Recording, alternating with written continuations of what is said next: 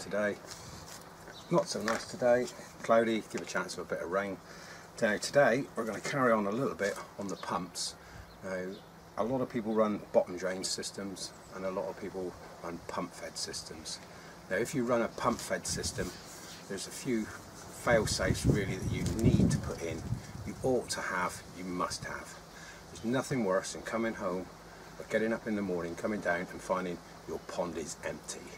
Now, it's very liable to happen. It only takes a split pipe, something to burst somewhere, some water loss, and if your pond's turning over the way it should be, between sort of 1 hour and 2 hours, you can empty your pond literally in that time if you get a major catastrophe like a pipe split. If you're using corrugated pipe, there's even more of a chance of something giving out somewhere, and it won't happen while you're watching it. It'll happen while you're not there or overnight. It'll come down and your pond will be empty. Now the old adage was to put the pump in the bottom of the pond on top of a brick, so you probably saved 3 or 4 inches of water in the bottom of the pond, kept your fish alive. But there's a lot easier and simpler way of doing this, and this is with one of these. Now this is a float switch. Now if you're on a pump fed system, you really need one of these. Now these are quite simple, just connects in on the live wire on the pump system. You can run it back. Now this can be set to either on or off, up or down, so it will just float on the water as it falls down. There's a big ball bearing in it, whops down, breaks the connection, turns your pump off. So leaves a foot of water out the pond, turns the water off. Simple. It's a no-brainer again. There's nothing worse than getting up in the morning and finding you've lost a lot of water out the pond. I've done it on my old pond. I was pump fed, didn't have one of these, had it on a brick in the morning, came down, I hadn't had a major break, but I had a good one and I'd lost half the water in the pond. It had pumped out overnight. The veg filter outlet had blocked up that I had on the old pond, and it was just spewing over the top. But any longer time and it would have gone down to about 4 inches, and it's near a heart attack when you find you've lost that amount of water. So get yourself one of these. Now on the Bay of Evil we all use it, nobody likes using it, but it's cheap. These are about £8. £8. You can save all your fish. Not only does it do that, but when it drops down and switches the pump off, if your pump carries on going and it gets down the bottom and it runs dry, it'll burn your pump out. So you could be buying a new pump for £8. If you're not a competent electrician, and get somebody else to wire it in for you, but they're very simple to wire in on the live wire to the pump, and water drops, ball drops, and there it goes. You can hear the ball in it. Simple tip, but well worth having on a pump fed system. If you're running without one, please go and buy one. So that's the tip on this for the day. Get one of these, please. It will save you a load of grief. So thanks to all them that subscribed so far. I'm slowly gaining. We're approaching the 250. I'd really like some more of you to click in on the buttons. These hints and tips that I'm giving out, I've learned them over many years. They've always come in handy to me. I've got friends that keep koi, and with the experience of those people as well, what I've learned kept me in good stead over the years. I've had very few water problems over the years because I've had valuable friends to call on, and that's what all about this YouTube channels are about.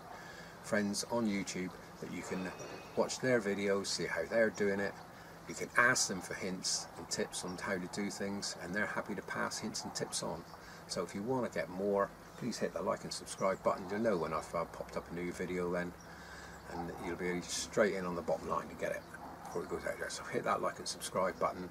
For now we're going to go over to the Easy Pod filter. I'm going to give that one a bit of a vacuum out. It gets it every sort of 6 months. I'm going to pull all the K1 media out of it. We're actually going to go in and clean the bottom of it, because they do tend to collect a bit of crud in the bottom that boiling the media doesn't tend to get rid of. So let's go over to the Easy Pod. Hi, welcome over to the Easy Pods down on the Devon Koi Pond.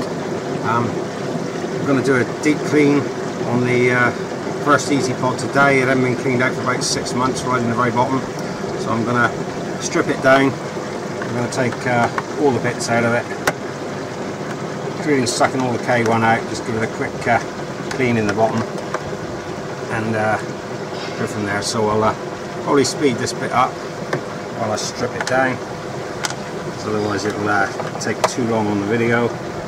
Pull it apart.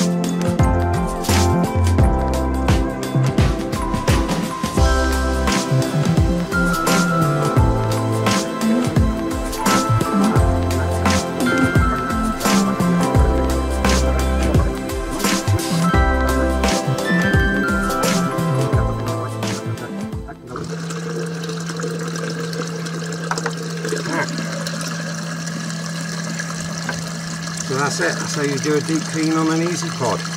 Usually in around the bottom there, it's kind of blocked up with a lot of gunk around the air pipe in the bottom.